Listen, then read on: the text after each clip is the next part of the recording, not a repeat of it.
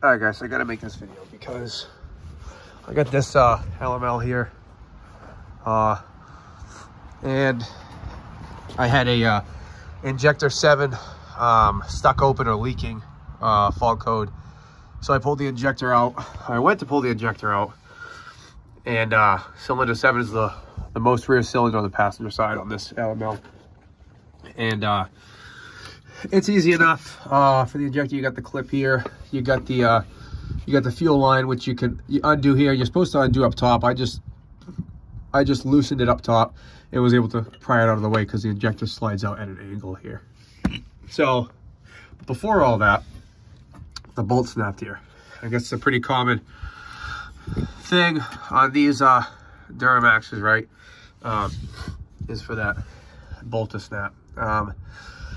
So I went through quite a bit trying to get this bolt out. I was actually ready to get the valve cover out to try to extract that bolt from the head, and I really didn't want to do that because if you come over here to this LML, you'll notice here, passenger side, same cylinder 7, right? So I had already, this was the old motor that I kept.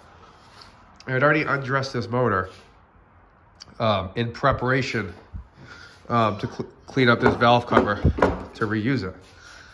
And just to get to that valve cover, right, you can see all this had to come off and out of the way, right? So all that has to come out of the way. And just to get there, your EGR, your cooler's gonna come out, okay? Your intake pipe's gonna come out, that comes here. Exhaust flanges, all the injectors. And the problem there is just doing a valve cover, like, yeah, that's great, but these bolts break. They don't break in the head. They break in the valve cover because it's a steel bolt and an aluminum housing. So they actually snap in the valve cover. And I'm going to show you that in a minute. So my concern was, of course, on this one, right, where it's easy to do, that all the bolts came right out. They didn't snap. Cool. On the other one, since I had one that snapped, chances were all 4 were going to snap. And when they snap in there, this valve cover doesn't lift right off like that. You got to get in there with a pry bar, and you got to pry that valve cover off each broken stud.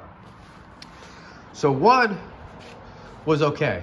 If I had all 4 break, it was going to be a pain in the butt trying to pry that off. So I was really doing my best to avoid that. I didn't want to get into doing the valve cover. Not that it's a terrible job, but if there's any way to extract that, I was going to do it. So this is how I started.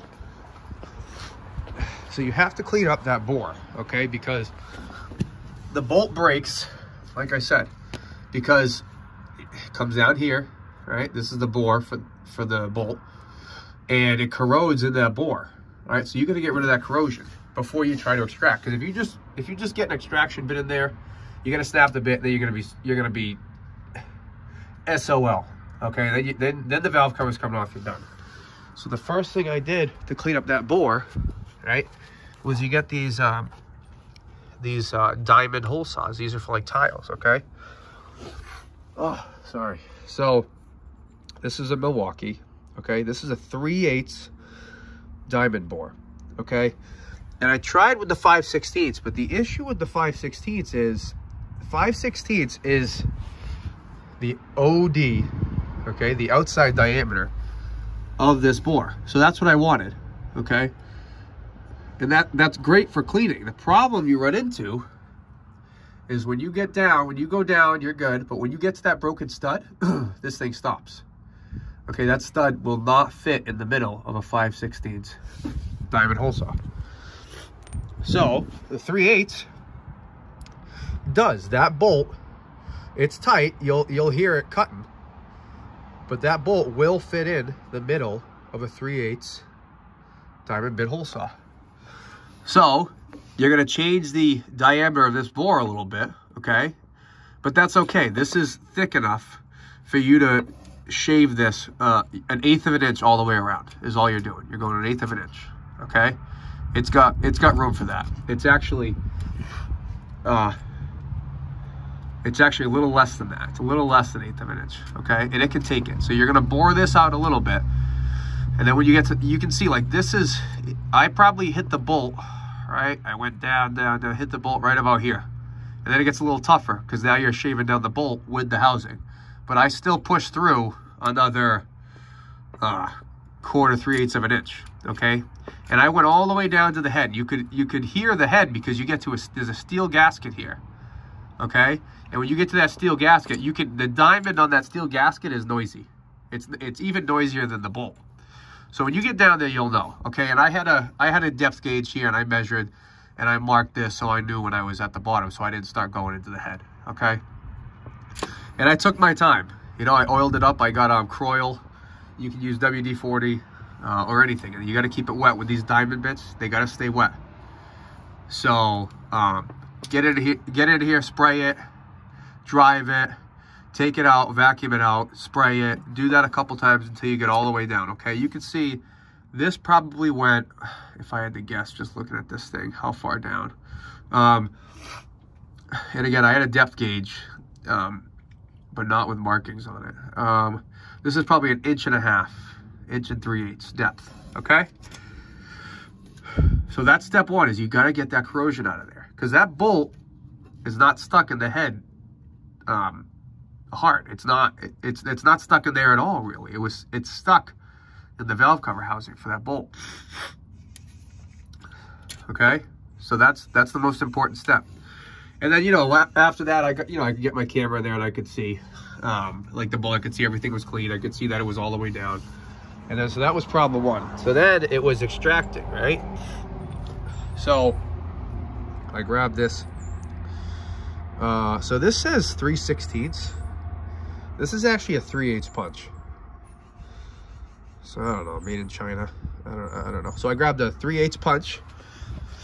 And the reason I grabbed the 3/8 punch is because I have a 3/8 hole now, and I wanted something tight in the bore to make it easy to mark my center of that broken bolt.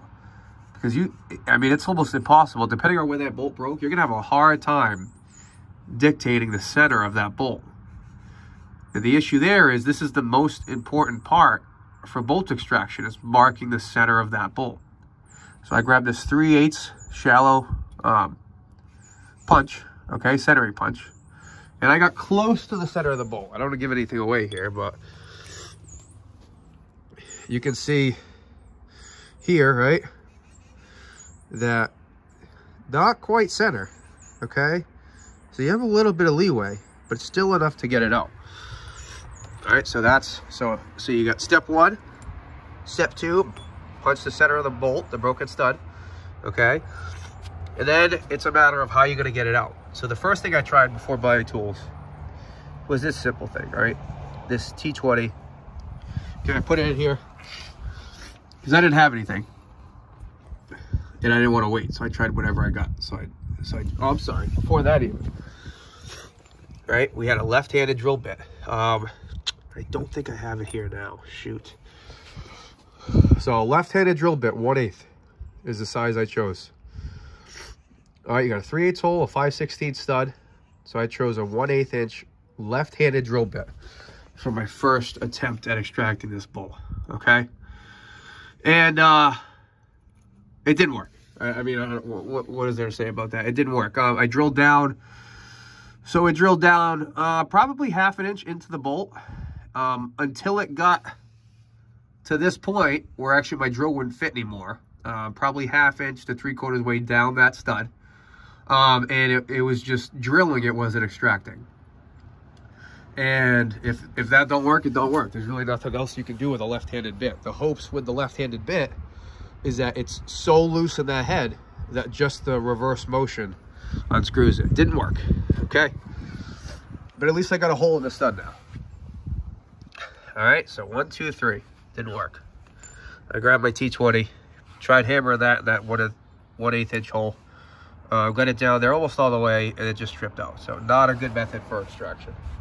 So then I watched some videos on YouTube, and I went for this this Grab Bit Pro kit because whatever I tried first, I didn't want to break into the stud.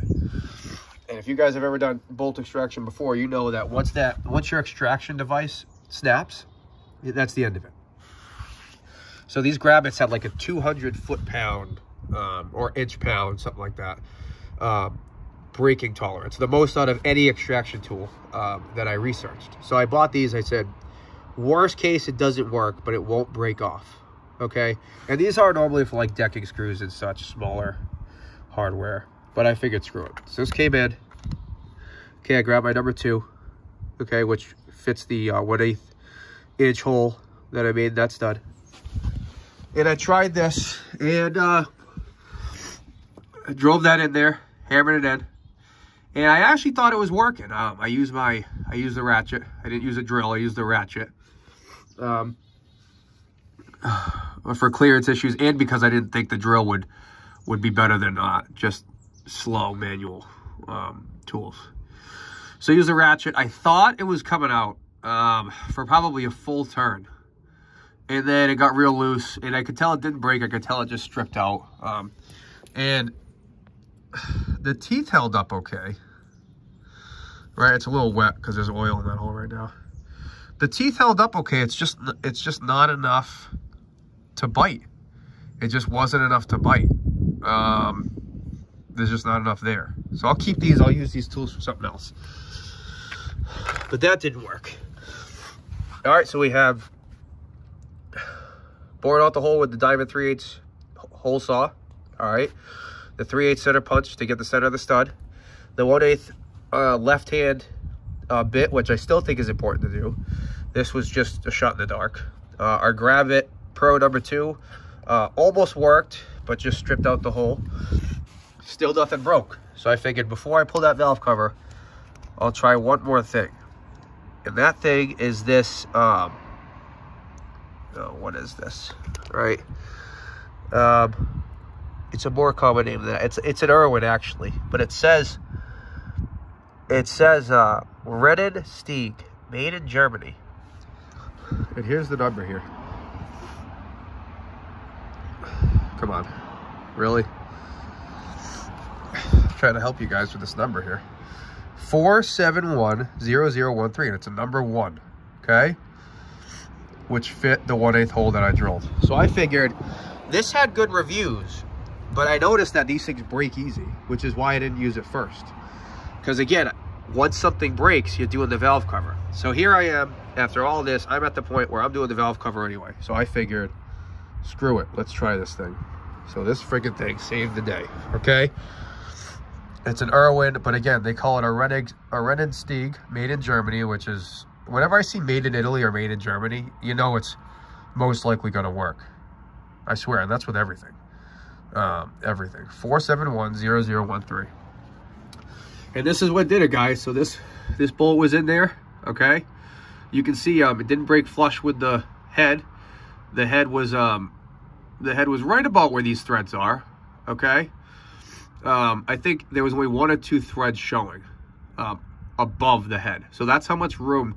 So if I had pulled that valve cover, I would have had all of this shoulder left to pull with like vice grips or something. It would have been a piece of cake. But like I mentioned before, I most likely would have had to have done it 4 times if I had to get into all those. So anyway, that's what did it. Put it in that hole, hammered it in.